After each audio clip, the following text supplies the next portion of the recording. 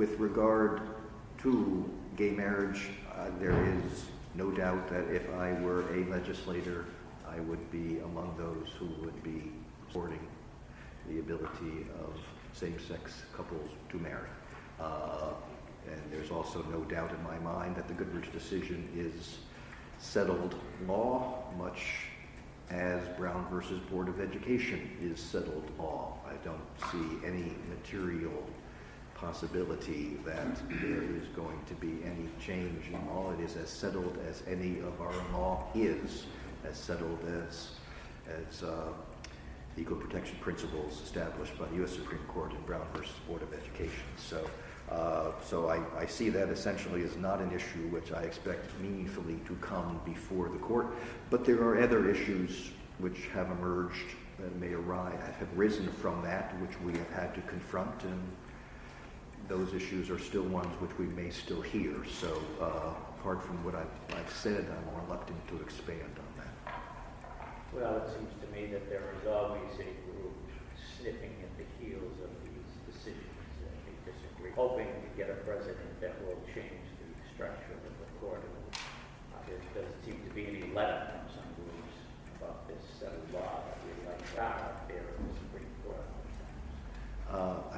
And that's why I characterized it as settled law. So certainly somebody in theory could come before the U.S. Supreme Court and say it's time to go back to Plessy versus Ferguson and say that separate but equal is okay, and we should abandon the notion that separate but equal is inherently unequal. And I doubt the U.S. Supreme Court would take certiorari on that case, but if they did, I don't doubt how it would play out.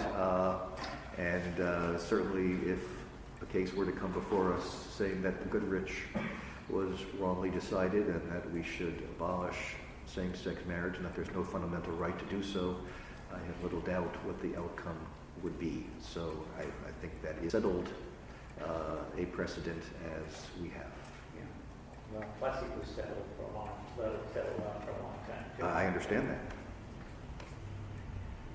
What about the other social issue which seems to get a lot of play as abortions? Got some issues with that you decided as a Superior Court judge. Would you enlighten us? Well, the Superior Court judge, part of what each of us would do when we were the emergency judge is we would hear what are referred to as Mary Moe petitions, if that's what you're referring to. Yes.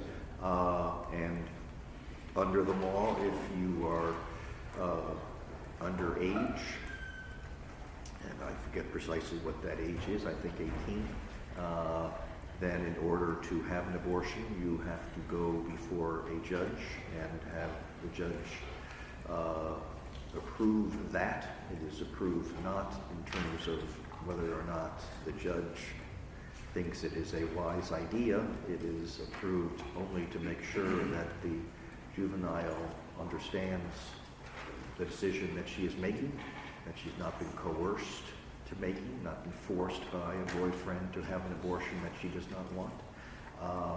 So the decision really is whether or not it's an informed, knowing, and voluntary decision. And I have sat with many girls, 13, 14, 15, who have come before me and have asked me to consider their decision to have an abortion. Each of those hearings is held in a judge's lobby. It's not held in the courtroom. The procedure would, they'd come in at 2 o'clock. There were some attorneys who would almost always accompany them. We did this as a pro bono, did this as part of their pro bono work. And I would sit and I would have a conversation with the girl and speak to her directly and make sure that she knew what she was doing, that she was doing it because she chose to do it, that she understood that there were risks involved in having an abortion, as much as there were risks involved in proceeding to have a child. And after that, I'd make a finding on the record as to whether or not the decision was knowing and voluntary. So that is part of the role of the Superior Court judge. It's part of the role that I play. Were parents involved? No. If you had parental consent, I don't think you needed to come before a judge. So these were children who were often too afraid to speak to their parents, or who feared that if their parents knew, they'd be kicked out of the house.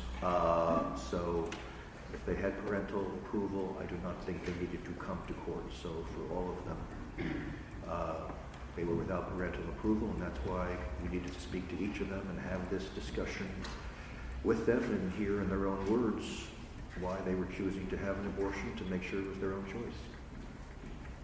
And is that the province of the Superior Court Judge Sullivan jurisdiction? I think so. I've only sat in Superior Court, but I think that is something which the Superior Court alone does. I could be wrong on that, but I think that's the case.